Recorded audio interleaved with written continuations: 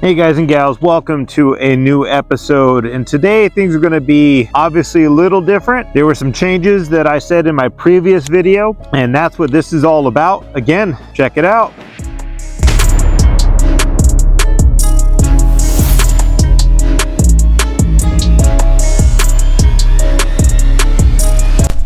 To this, welcome to the new change to the channel. I am officially going to get more into motocross, and yesterday I went and purchased a SSR 300S from Ride Now Sports, not a sponsor, and let's go ahead and do a walk around to see the bike. Welcome to the new bike. This is the 2022 SSR 300S model. Now, one thing I can say off the bat, let's just go with some of the basics. Clutch is actually not that bad. I can already tell, obviously, being that it is a Chinese from China. That's why. Brand. I'm already aware that I know that this handlebar is not like a Pro Tape or a rental or anything like that. But anyways, let's just go ahead and walk around a little bit. I did have to make one light correction here to the actual front plate. It wasn't in these little pins right here. Yeah, I had to fix that a little bit to raise it, so now it's perfectly equal. Now it's looking spot on, and the fender feels like it's actually a little bit. But again, I was watching another YouTuber, and I'll tag him right now. He was talking about how the plastics do actually feel a little bit more cheap. Yeah, I will have to upgrade and put on some of this. Is based off of the 2016 250RX or something like that. Anyways, hold on, sneeze.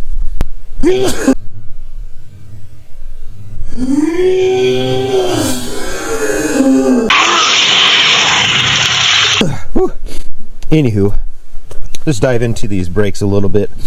Obviously, don't look like they're necessarily too cheap, but again, not bad.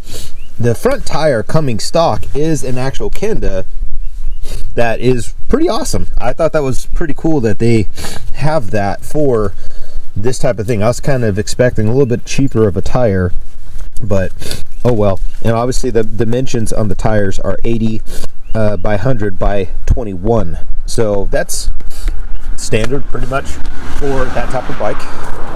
Let's go ahead and go around a little bit. Let's look at the front handlebar for a second. One thing I was not aware of, actually, when I saw several times, that this little guy is actually see-through. It's you can see the clutch, you can see the actual handle. So I thought that was actually pretty tight that they did that. And obviously, in general, everything else is pretty good. Front fork looks like, and I've heard a lot about that, it's actually really not bad whatsoever. So we'll find that out today. One thing I did not necessarily care about, and want to figure out how the heck to change this out, and obviously it probably means I have to do an upgrade, but this little extra bar thing, I have no idea what this is. Give a comment down below. I don't know why they did that, but I tell you, this thing is so close when you go to turn the switch. If your hand barely hits so far when it was hot yesterday, whew, that lit me up, man. I did not expect that. Surprisingly, I actually put the brake in the right level to the actual peg, so I was kind of expecting that to be a little bit low down or maybe too high, but not too bad. We'll get into the carburetor in a second. Adjustable rear suspension. Obviously, I don't know, again, I don't know how much it's going to be playing, so I'll find that out today. Again, nice Kenda tires. Let's see the dimensions on this bad boy. These are 100 by 90 by 19, so a standard 19-inch rear rim, and looks pretty decent. I was expecting this to kind of be cheaper, but it's all on pretty good, dude. I mean, overall, it looks really decent. Again, I'm not going to go too much into it. Seat, I kind of dig that they actually came with a little bit of a rivet here, so that's kind of tight that they did that. And chain, rear sprocket.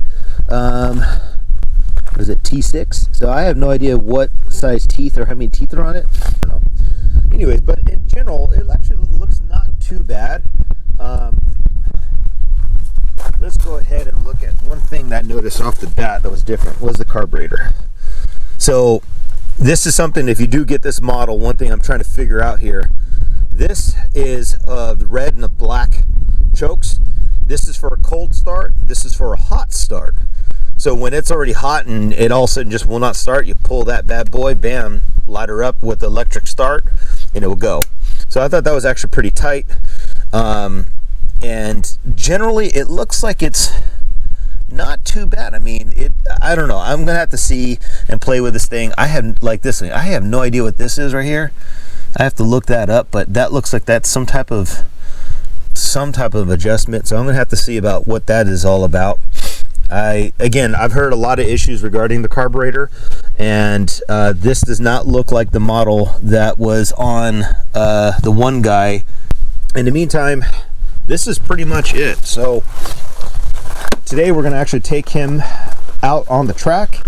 Obviously have to do a 20-minute warm-up on it, or just generally break in the motor before I start really goosing it and jumping it and stuff. But we'll find out more about that later on today. And guys and gals, I do apologize for my lack of absolute pure knowledge when it comes to these type of things, but again, I'm getting back into the sport, so the more and more people I hang out with, the more I get to talk about things. We're going to find out about that. So you're in for the ride with me on it, and hopefully this bike really works out really well, and I'll give my review by the end of the day about this bike specifically. So other than that, let's go ahead and get to riding.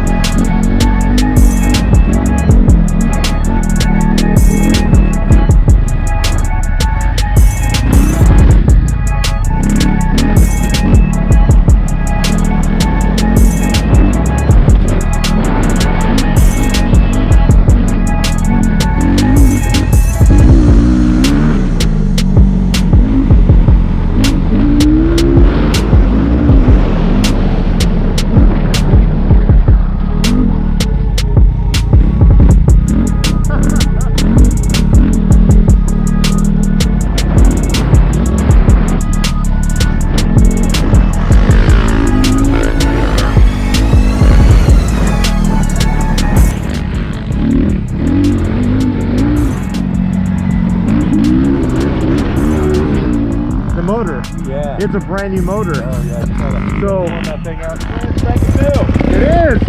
That's why I'm going slow. Today is literally the first day. SSR, what?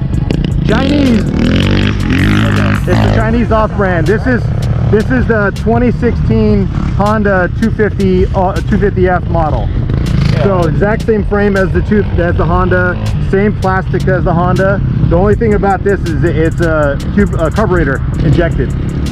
So that's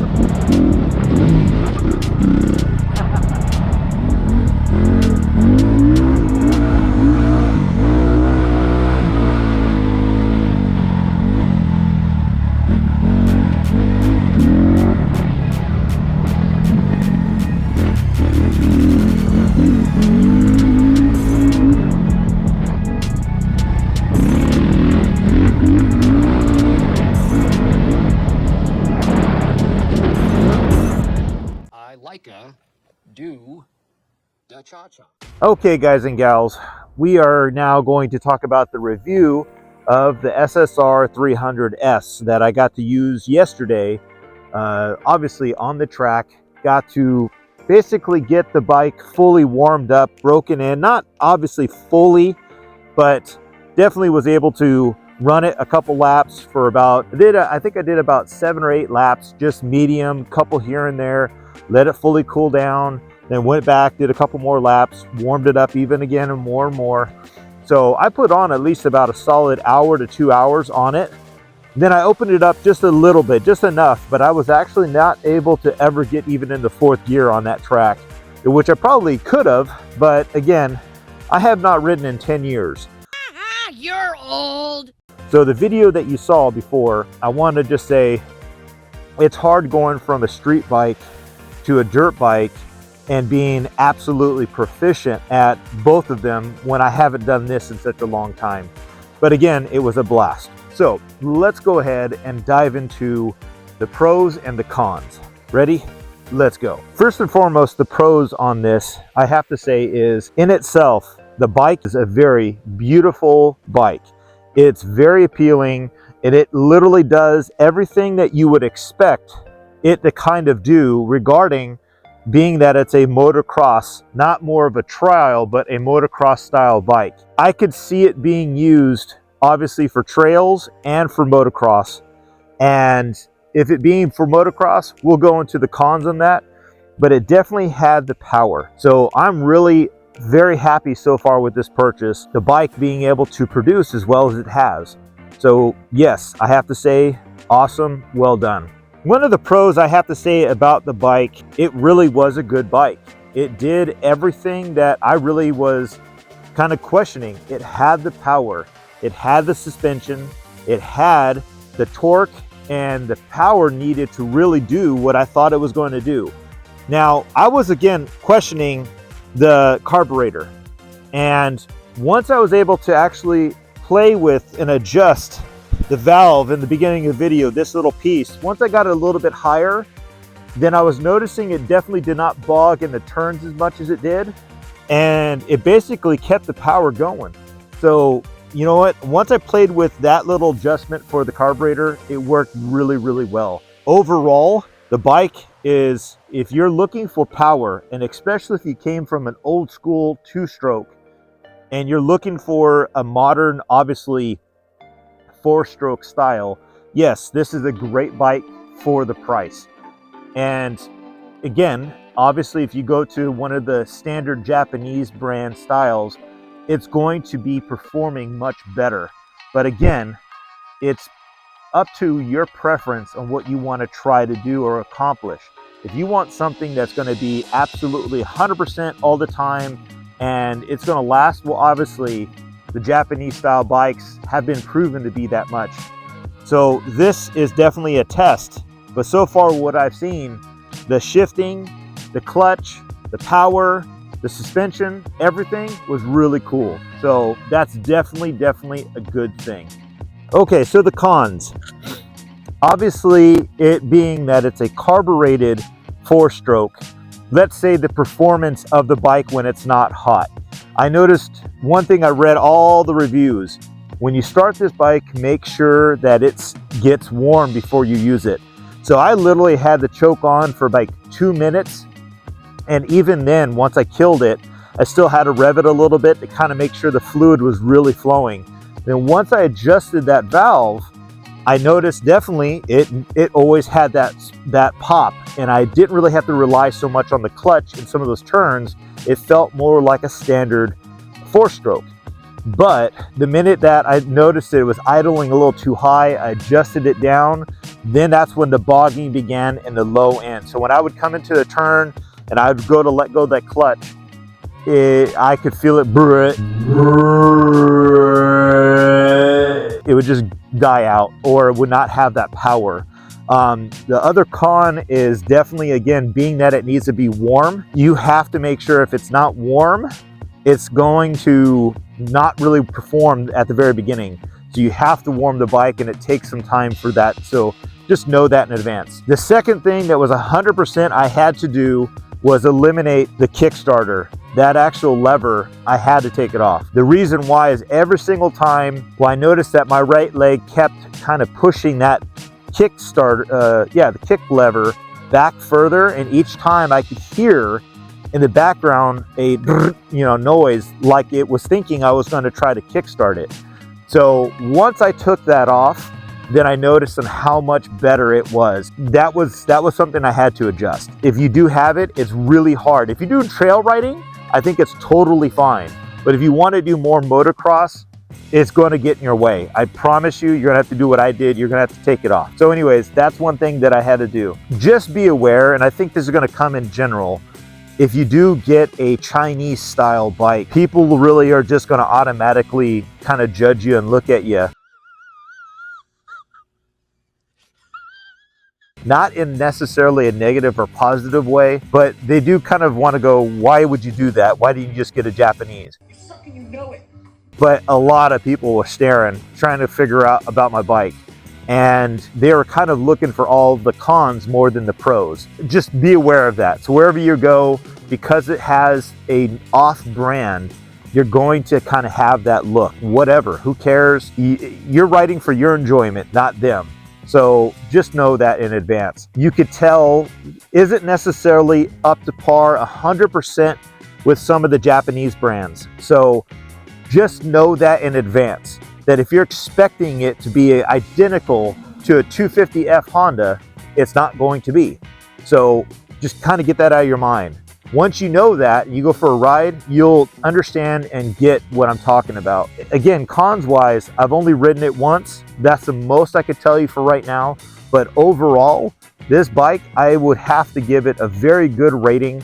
One thing I want to watch is my fan. I noticed that maybe perhaps later in the day, it started getting much colder. So the fan didn't kick on. I'm going to watch that because I want to make sure that if the fan doesn't kick on, why?